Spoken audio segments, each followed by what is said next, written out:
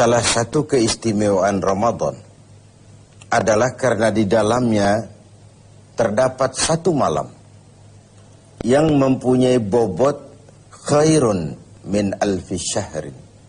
Satu malam tetapi lebih baik daripada 1000 bulan. Kita sebut itu sebagai Lailatul Qadar. Kapan sih Lailatul Qadar itu? Dan bagaimana kita harus menyikapinya? Sepakat sebagian besar para ulama berdasarkan riwayat dari hadis bahwa Lailatul Qadar itu jatuh pada malam-malam ganjil, salah satu dari malam-malam ganjil di 10 yang akhir dari bulan Ramadan. Bisa dia tanggal 21, 23, 25, 27, 29 di malam-malam ganjil dari 10 yang akhir.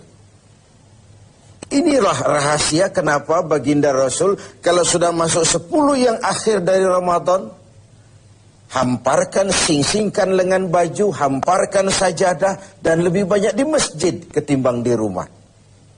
Ini bedanya baginda Rasul dengan kita. Kita sudah memasuki 10 yang akhir, gulung sajadah.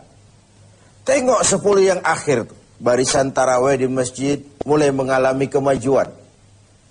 Orangnya makin susut. Sudah berpikir mudik, sudah berpikir beli pakaian baru, sepatu baru, baju buat anak, oleh-oleh buat orang tua, sehingga konsentrasi ibadah buyar. 10 yang akhir Rasulullah sing-singkan lengan baju, hamparkan sajadah, lebih banyak di masjid ketimbang di rumah. Nah, mereka tentu yang ingin mendapatkan Lailatul Qadar, menemukan Lailatul Qadar, harus sudah berniat dan berjaga-jaga sejak awal Ramadan. Jadi tidak bisa pakai ilmu untung-untungan. 20 Ramadan tidak tarawih, 21 berangkat ke masjid, 22 libur lagi, 23 masuk. Kenapa? Wah, ini malam ganjil. Tidak seperti itu moralitasnya.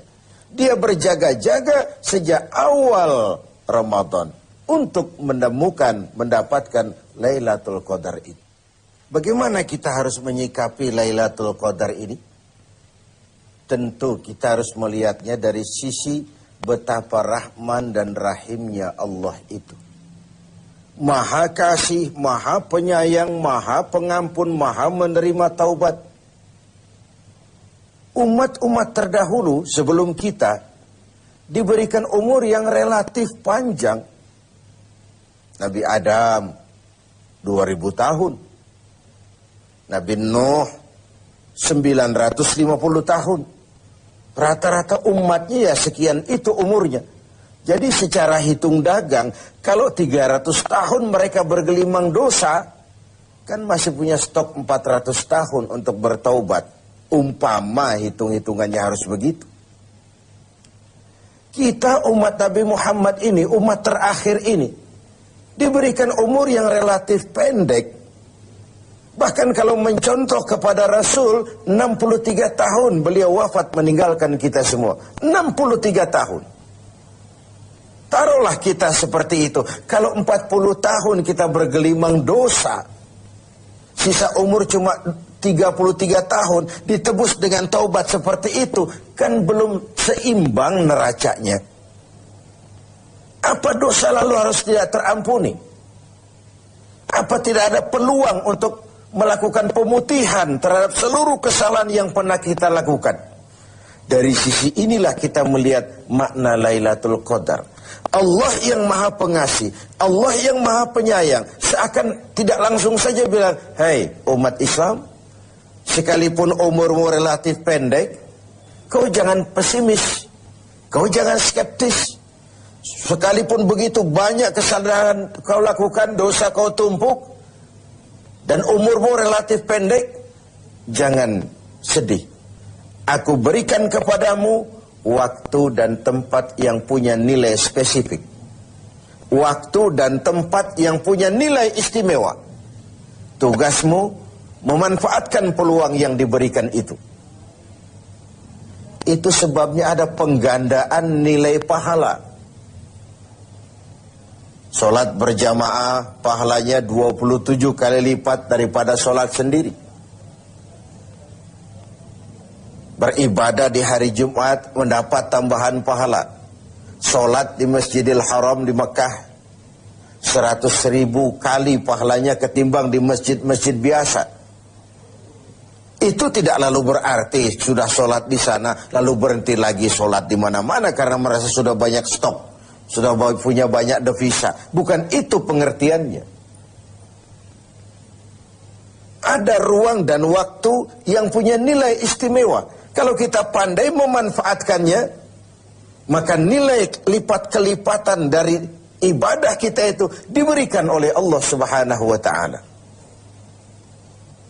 Itulah sebabnya Allah menyediakan ada bulan istimewa Ramadan, ada hari istimewa Jumat, ada waktu istimewa sepertiga malam yang akhir, ada tempat istimewa Arafah, Mina, Multazam, Raudhah, Zamzam.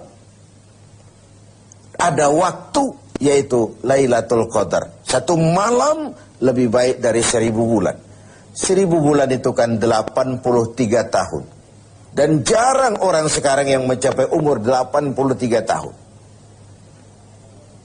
Yang kedua, kita harus melihat Lailatul Qadar ini dari perspektif kita sebagai manusia. Tidak ada orang yang tidak pernah salah. Sengaja atau tidak, kecil atau besar, khilaf atau terpaksa, setiap kita mesti pernah melakukan kesalahan. Ya kepada sesama manusia, ya juga kepada Allah. Salah kita kepada Allah, kita bertaubat langsung kepadanya. Sampai-sampai di hadis kursi dikatakan, "Lau amiltumul khataya hatta mala'atis sama, summa nadimtum fataballahu alaikum." Kalaupun kamu berbuat dosa, penuh langit dengan dosamu, kemudian kamu menyesal, bertobat, Allah pasti akan menerima taubat kamu.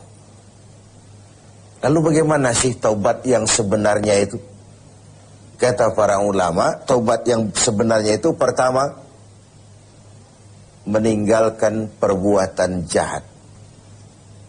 Yang kedua, berjanji tidak akan pernah mengulanginya lagi. Yang ketiga, menyesal pernah melakukannya. Inilah 3 syarat utama. Pertama, meninggalkan perbuatan jahat itu. Bertaubat dari minuman, tinggalkan total. Bertaubat dari judi, tinggalkan total. Bertaubat kepada Allah dari melakukan maksiat, tinggalkan secara total. Meninggalkan perbuatan jahat. Dan total, tidak angin-anginan. Yang kedua, berjanji tidak akan mengulanginya lagi. Tidak akan pernah lagi saya berjudi. Tidak akan pernah lagi saya berzina. Tidak akan pernah lagi saya mencuri. Berjanji tidak akan mengulangi. Dan yang ketiga, menyesal telah pernah melakukan itu. Bukankah kadang-kadang kita berkata, saya sekarang sudah tua, dulu waktu muda saya sudah puas. Bukan menyesal, puas. Sekarang saya sudah tua, dulu waktu muda sudah puaslah saya. Sudah pokoknya sudah puas.